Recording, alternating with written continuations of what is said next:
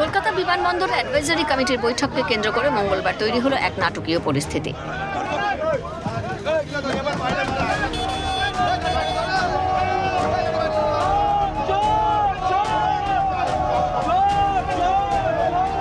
বিমানবন্দর কর্তৃপক্ষের অফিসে বৈঠক শুরুর আগে এবং বৈঠক শেষে বেরোনোর মুখে দুবারই চরম বিক্ষোভের মুখে পড়লেন দমদমের প্রবীণ তৃণমূল সাংসদ সৌগত রায়।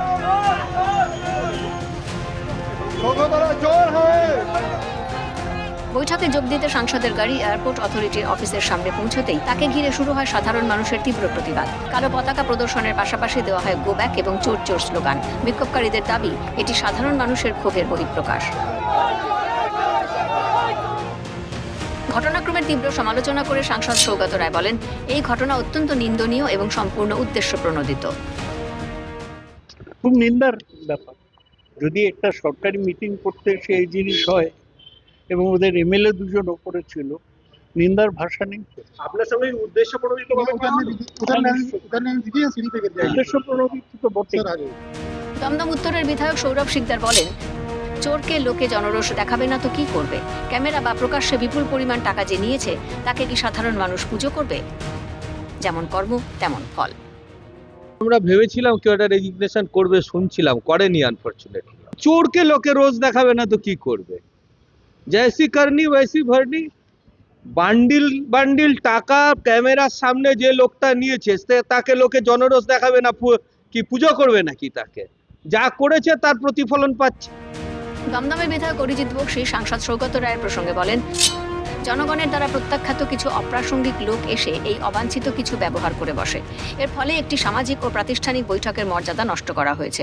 যে ব্যক্তির স্থানীয় এলাকাবাসীর সঙ্গে যোগাযোগ সম্পূর্ণভাবে বিচ্ছিন্ন, তাদের মাধ্যমে ভালো কিছুই কখনো সম্ভব নয়।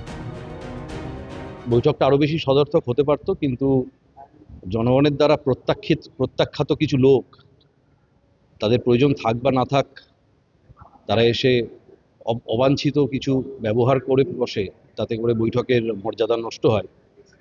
সেরকম কিছু ঘটনা ঘটেছে, কিন্তু ওভারঅল ঠিক ছিল। এখানকার যিনি সাংসদ, তিনি তো এখানকার মানুষের সাথে কোনোদিনই পাশে ছিলেন না, এবং মানুষের যতদিন তৃণমূল সরকার ছিল ওনাকে অধিকাংশ ক্ষেত্রে দেখা যেত যেখানে যেখানে ভুরি ভোজের আয়োজন হতো সেখানে গিয়ে পৌঁছে যেতেন।